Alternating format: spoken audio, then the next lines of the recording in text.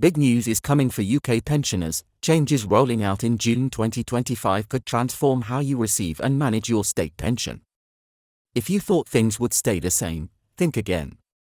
These are not minor tweaks but major reforms that could affect millions of seniors like you across England, Scotland, Wales, and Northern Ireland. I'm David, and in this video, I'm going to break down everything you need to know right now, so you don't get caught off guard. First, have you heard about the new digital pension platform, My Future Pension? Starting June 2025, paper statements will become a thing of the past. This platform will let you check your pension payments, projected entitlements, and upcoming changes, all online.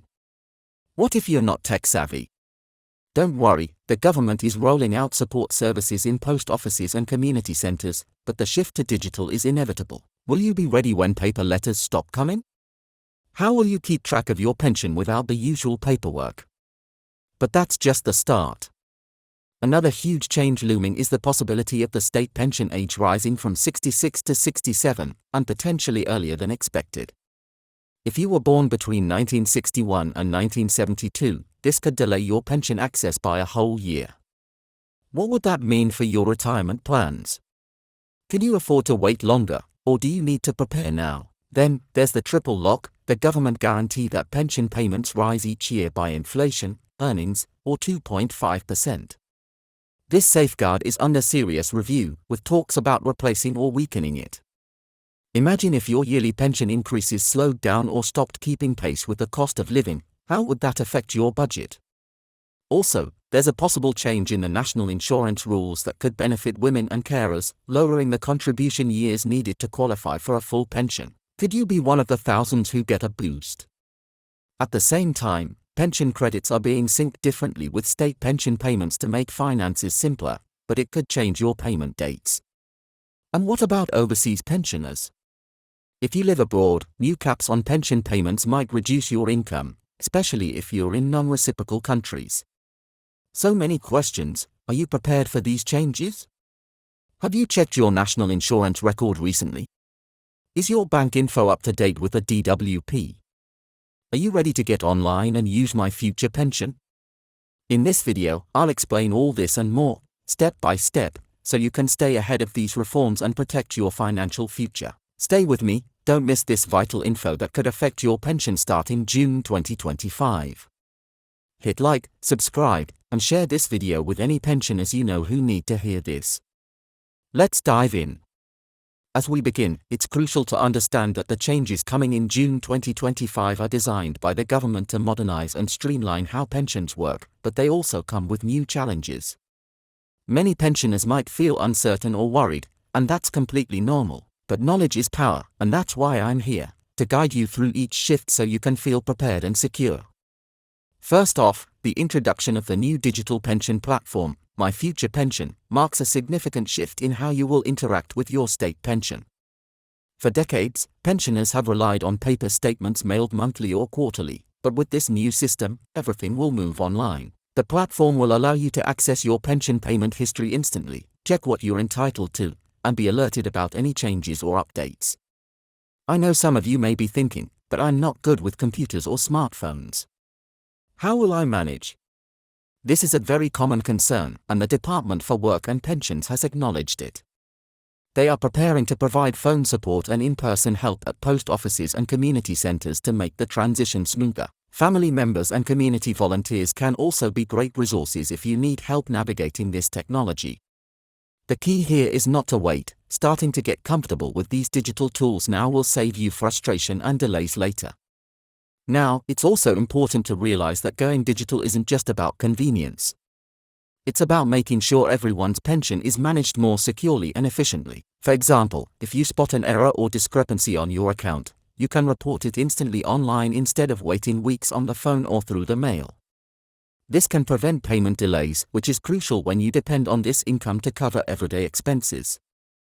Moving on, the state pension age is under review, and the government is expected to confirm plans to increase the pension age from 66 to 67, possibly as soon as 2028. This means if you were born between April 1961 and April 1972, your pension might be delayed by up to a year. Why is this happening? The government says it's due to people living longer and healthier lives, meaning pensions need to be adjusted to remain sustainable. This change can have a big impact on your retirement plans. If you were planning to retire at 66, now you might have to work an extra year or find alternative income sources. It's essential to check your exact pension age with the government's online calculator or the My Future Pension platform once it's live. Being aware now helps you prepare financially and emotionally for this shift. On the topic of finances, one of the biggest talking points is the future of the triple lock system. Since 2011, the triple lock has guaranteed that pensions increase every year by whichever is highest among inflation, average earnings growth, or 2.5%. This guarantee has helped pensioners keep up with the rising cost of living. However, due to economic pressures and government budgets, there is a real possibility that this guarantee may be weakened or replaced by a simpler system, like linking increases only to inflation or earnings. If this happens, pension increases could be smaller, meaning the value of your pension might not grow as quickly. This could affect your ability to cover rising costs for essentials like food, heating, and healthcare. It's not certain yet, but a public consultation will take place in June 2025 to gather views on this. Keeping an eye on these developments will help you anticipate and adapt your budget accordingly. Another encouraging update is the potential change to national insurance contribution rules. Currently, to qualify for a full new state pension, you generally need 35 years of national insurance contributions. The government is considering reducing this to 30 years, especially to benefit women and carers who might have taken time off work for family reasons. This change could mean that thousands of people who previously did not qualify for a full pension might see their weekly payments increase. For women who raised children or cared for elderly relatives, this is a long overdue recognition of the unpaid work that many have done. It's important to review your national insurance record soon and check if this change could apply to you. While this may sound straightforward, the devil is always in the details. Any adjustments will be announced officially by the Department for Work and Pensions before the end of June 2025, so stay tuned for that information and keep your records handy.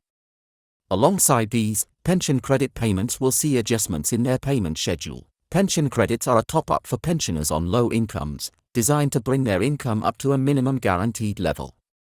The new system will align pension credit payments more closely with state pension payment dates, reducing confusion and preventing overlap or missed payments.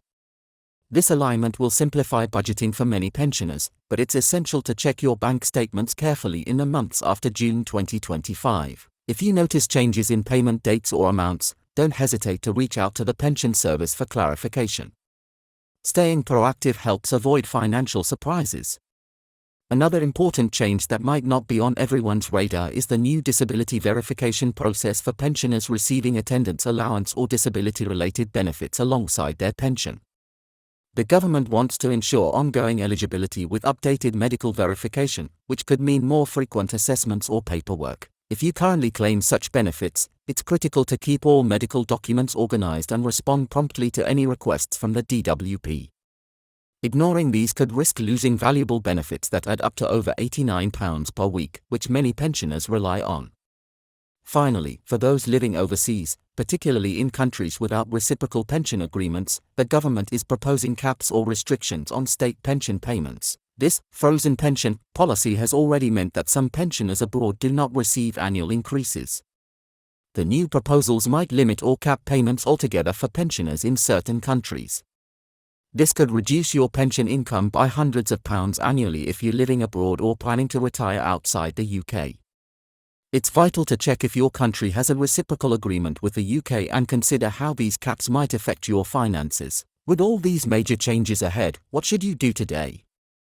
Start by reviewing your national insurance record, ensuring your bank and contact details are up to date with the DWP, and registering online for My Future Pension if you haven't already. Talk to trusted family members or community volunteers about getting help with digital tools. Make a plan for your retirement age, factoring in the possibility of it increasing. Keep an eye on announcements about the triple lock and pension credit schedules. And if you receive disability benefits or live abroad, stay on top of any paperwork and policy changes. Remember, these reforms are not designed to catch you off guard but to modernize a pension system that serves millions. By staying informed and prepared, you can protect your financial future and make the most of the support available. I'm David, and I'll keep bringing you clear, honest updates about your pension and benefits so you're never in the dark. If you found this video helpful, please like, subscribe, and share it with fellow pensioners who need to know. Let's navigate these changes together and keep your retirement strong.